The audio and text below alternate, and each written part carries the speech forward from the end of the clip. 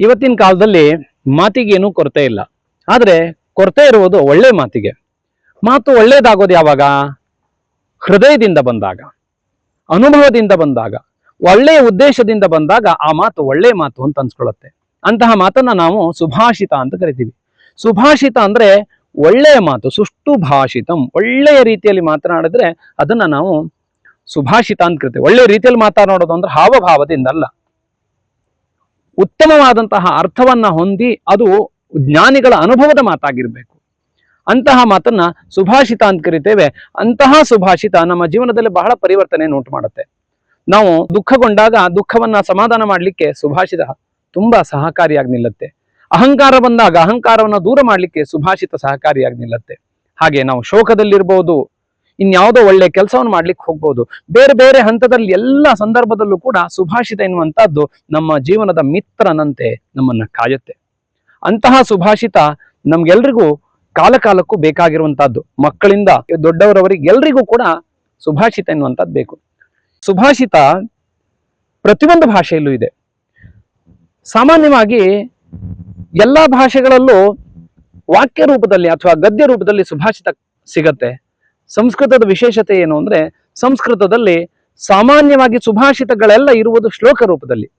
ಇದರ ಪ್ರಯೋಜನ ಏನು ಅಂತ ಕೇಳಿದ್ರೆ, ಅದನ್ನ ಅನಾಯಾಸವಾಗಿ ನಾವು ನೆನಪಿನಲ್ಲಿ ಇಟ್ಕೊಳ್ಬಹುದು. ಛಂದೋಬದ್ಧವಾಗಿರುವ ಕಾರಣಕ್ಕೆ ಅದನ್ನ ಹಾಡ್ಬೋದು. ಮಕ್ಕಳಿಗಂತೂ ಬಹಳ ಉತ್ತಮವಾದಂತಹ ಉಪಾಯ ಕಂಠಸ್ಥ ಮಾಡ್ಲಿಕ್ಕೆ. ಅವರು ಈ ಕಾಲದಲ್ಲಿ ಕಲ್ತು ಅಂತ ಆದ್ರೆ ಅವರ ಜೀವನದಲ್ಲಿ ಎಂತಹ ಅದ್ಭುತವಾದಂತಹ ಕ್ಷಣವನ್ನ ಈ ಸುಭಾಷಿತ ಮೂಲಕ ಕಾಣ್ಲಿಕ್ಕಾಗತ್ತೆ ಅಂದ್ರೆ, ಅವರ ತಪ್ಪನ್ನ ತಿದ್ದುವ ಗುರುವಾಗೂ ಕೂಡ ಸುಭಾಷಿತ ನಿಲ್ಲತ್ತೆ. ಅಂತಹ ಸುಭಾಷಿತದ ಮಹತ್ವವನ್ನ ನಾವು ಒಂದು ಸುಭಾಷಿತ ಶ್ಲೋಕದ ಮೂಲಕನೇ ತಿಳ್ಕೊಳ್ಳೋಣ. ಖಿನ್ನಂಚಾಪಿ ಸುಭಾಷಿತೇನ ರಮತೆ ಸ್ವೀಯಂ ಮನಃ ಸರ್ವದಾ ಶ್ರುತ್ವಾನ್ಯಸ್ಯ ಸುಭಾಷಿತಂ ಖಲು ಮನಃ ಶ್ರೋತುಂ ಪುನರ್ವಾಂಛತಿ ಅಜ್ಞಾನ ಜ್ಞಾನವತೋಪ್ಯನೇನ ಹಿ ವಶೀಕರ್ತುಂ ಸಮರ್ಥೋ ಭವೇತ್ ಕರ್ತವ್ಯೋ ಹಿ ಸುಭಾಷಿತಸ್ಯ ಮನುಜೈಃ ಅವಶ್ಯಕ ಸಂಗ್ರಹಃ. ಎಂತ ಅದ್ಭುತವಾದಂತಹ ಸುಭಾಷಿತ ಇದು. ಸುಭಾಷಿತದ ಮಹತ್ವವನ್ನೇ ಹೇಳುವ ಸುಭಾಷಿತ. ಖಿನ್ನಂಚಾಪಿ ಸುಭಾಷಿತೇನ ರಮತೆ ಸ್ವೀಯಂ ಮನಃ ಸರ್ವದಾ. ನಮ್ಮ ಮನಸ್ಸು ಖಿನ್ನವಾಗಿದೆ, ದುಃಖಕ್ಕೊಳಗಾಗಿದೆ. ಯಾರೋ ನಮಗೆ ಬೇಸರ ಮಾಡಿದ್ದಾರೆ ಅಥವಾ ಪ್ರಪಂಚದ ಎಲ್ಲ ದುಃಖಗಳನ್ನ ನಮ್ಮ ತಲೆ ಮೇಲೆ ಹೊತ್ಕೊಂಡು ನಾವೆಲ್ಲ ಜೀವನವನ್ನೇ ನಶ್ವರವಾಗಿ ಕಾಣ್ತಾ ಇದ್ದೇವೆ, ಉತ್ಸಾಹವೇ ಕಳ್ಕೊಂಡ್ಬಿಟ್ಟಿದ್ದೀವಿ ನಾವು ಅಂತ ಆದ್ರೆ, ಅಂತಹ ಮನಸ್ಸನ್ನ ಸುಭಾಷಿತ ಏನ್ ಮಾಡತ್ತೆ ಅಂದ್ರೆ ಉತ್ಸಾಹಭರಿತವಾಗಿ ಮಾಡತ್ತೆ. ಕಿನ್ನಂಚಾಪಿ ಸುಭಾಷಿತೇನ ರಮತೆ. ಹಾಗೆ ಅಂತಹ ಮಾತನ್ನ ನಾವು ಓದಿದಾಗ, ನಾವು ತಿಳ್ಕೊಂಡಾಗ ಸಂತೋಷ ಆಗತ್ತಲ್ಲ. ಅದಷ್ಟೇ ಅಲ್ಲ, ಬೇರೆಯವ್ರು ಯಾರೋ ಒಳ್ಳೆ ಮಾತನ್ನ ಹೇಳಿದ್ರು, ಅಂತಹ ಸುಭಾಷಿತವನ್ನು ಹೇಳಿದ್ರು ಅಂತ ಆದ್ರೆ, ಶ್ರುತ್ವಾನ್ಯಸ್ಯ ಸುಭಾಷಿತಂ ಖಲು ಮನಃ ಶ್ರೋತುಂ ಪುನರ್ವಾಂಛತಿ. ಮತ್ತೆ ಮತ್ತೆ ಆ ಮಾತನ್ನ, ಒಳ್ಳೆ ಮಾತನ್ನ ಕೇಳಬೇಕು ಅಂತ ಮನಸ್ಸು ಹಪಹಪಿಸತ್ತೆ. ಹಾಗೆ ಅಜ್ಞಾನ ಜ್ಞಾನವತೋಪ್ಯನೇನ ಹಿ ವಶೀಕರ್ತುಂ ಸಮರ್ಥೋ ಭವೇತ್.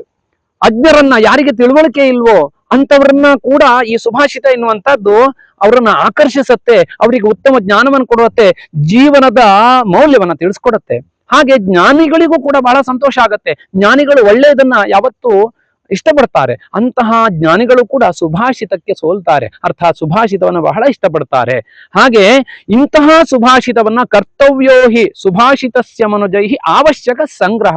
ಯಾವಾಗಲೂ ಇಂತಹ ಅನೇಕ ಸಾವಿರ ಸುಭಾಷಿತಗಳನ್ನ ನಮ್ಮ ಜೀವನದಲ್ಲಿ ಸಂಗ್ರಹ ಮಾಡ್ಕೊಳ್ಬೇಕು, ಅಥವಾ ಉತ್ತಮವಾದ ಮಾತು ಎನ್ನುವಂತಹದ್ದು ನಮ್ಮ ಮನೋಮಂದಿರದಲ್ಲಿ ನೆಲೆಸಬೇಕು. ಆಗ ನಮ್ಮ ಜೀವನ ಎನ್ನುವಂಥದ್ದು ಸಾರ್ಥಕವಾಗತ್ತೆ. ಇಂತಹ ಅನೇಕ ಸಾವಿರ ಸುಭಾಷಿತಗಳನ್ನ ನಾವು ಸಂಸ್ಕೃತ ಗ್ರಂಥಗಳಲ್ಲಿ ಕಾಣಬಹುದು. ಕವಿಗಳು ತಮ್ಮ ಕಾವ್ಯಗಳಲ್ಲಿ ಔಚಿತ್ಯಪೂರ್ಣವಾಗಿ ಅಲ್ಲಲ್ಲಿ ಸುಭಾಷಿತವನ್ನು ಹೇಳಿದ್ದಾರೆ. ಅದೇ ರೀತಿಯಾಗಿ ಸುಭಾಷಿತಕ್ಕೆ ಸೀಮಿತವಾಗಿರುವಂತಹ ಅನೇಕ ಗ್ರಂಥಗಳಿವೆ. ಉದಾಹರಣೆಗೆ ಸುಭಾಷಿತ ರತ್ನಭಾಂಡಾಗಾರ, ಸದೂಕ್ತಿ ಕರುಣಾಮೃತ, ಸುಭಾಷಿತ ರತ್ನಾವಲಿ, ಸುಭಾಷಿತ ಸುಧಾಜರಿ, ಹೀಗೆ ಅನೇಕ ಸುಭಾಷಿತ ಗ್ರಂಥಗಳೇ ಇವೆ. ಅಂತಹ ಸುಭಾಷಿತ ಗ್ರಂಥಗಳೆಲ್ಲವೂ ಕೂಡ ನಮ್ಮ ಜೀವನದ ಉತ್ತಮವಾದಂತಹ ಅನುಭವವನ್ನ ನೀಡುತ್ತೆ, ಜೀವನದ ದಿಗ್ದರ್ಶನವಾಗಿ ನಿಲ್ಲತ್ತೆ. ಇಂತಹ ಅನೇಕ ಸುಭಾಷಿತಗಳನ್ನ ನಾವೆಲ್ಲರೂ ಕೂಡ ತಿಳ್ಕೊಳ್ಳುವ ಪ್ರಯತ್ನವನ್ನು ಮಾಡೋಣ. ಧನ್ಯವಾದ.